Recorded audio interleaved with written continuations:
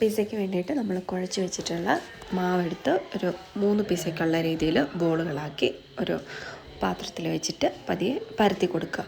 പരത്തി കൊടുത്തതിന് ശേഷം പിന്നെ നമ്മൾ ഫോർക്കിന് ഇങ്ങനെ കുത്തി കൊടുക്കുക. അങ്ങനെ കുത്തി കൊടുത്തതിന് ശേഷം പിസ്സയുടെ സോസ് നമുക്ക് വേണേൽ വീട്ടിലുണ്ടാക്കാം. ഞാനിത് പുറത്തുനിന്ന് മേടിച്ച സോസാണ്. ആ സോസ് ഇങ്ങനെ നന്നായിട്ട് സ്പ്രെഡ് ചെയ്ത് കൊടുക്കുക. പിന്നെ നമുക്ക് ഇഷ്ടമുള്ള വെജിറ്റബിൾസ് എടുക്കാം. ഞാനിപ്പോൾ ഇവിടെ ക്യാപ്സിക്കം, അതുപോലെ തക്കാളി, അതുപോലെ സവോള, അത്രയും വെജിറ്റബിൾസ് എടുത്തിട്ടുള്ളൂ. അതിപ്പോൾ yellow colour, red colour, green colour, അങ്ങനെ പല കളറായിട്ടുള്ള എടുത്തു. പിന്നെ ചിക്കൻ ഫ്രൈ ചെയ്ത് വെച്ചിരിക്കുന്നത് അതെല്ലാം നമ്മൾ ഇതിൽ പിസ്സയുടെ മുകളിൽ ഇങ്ങനെ ആഡ് ചെയ്ത് കൊടുക്കുന്നു. പിന്നെ മൊസറല്ല ചീസ് അതുപോലെ ഇട്ട് കൊടുക്കുന്നു.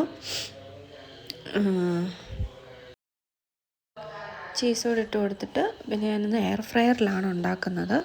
അതുകൊണ്ട് ഞാൻ എയർ ഫ്രയറിൽ പിസ്സയുടെ ഒരു ഓപ്ഷൻ കണ്ടില്ല. അതുകൊണ്ട് പിന്നെ മറ്റേ നമ്മുടെ കപ്പ് കേക്കിൻ്റെ ഓപ്ഷനിലിട്ടിട്ടാണ് ചെയ്യുന്നത്.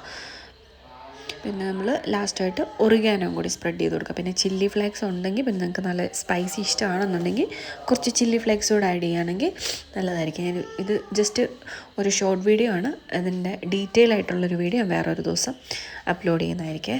പിന്നെ നമുക്ക് എയർ ഫ്രയറിൽ ഞാൻ പറഞ്ഞ പോലെ ഇത് സെറ്റ് ചെയ്യുന്നു. പിന്നെ പിസ്സയുടെ ഫൈനൽ റിസൾട്ടും ഞാനൊരു ഫോട്ടോ ജസ്റ്റ് ആഡ് ചെയ്യുന്നതായിരിക്കും.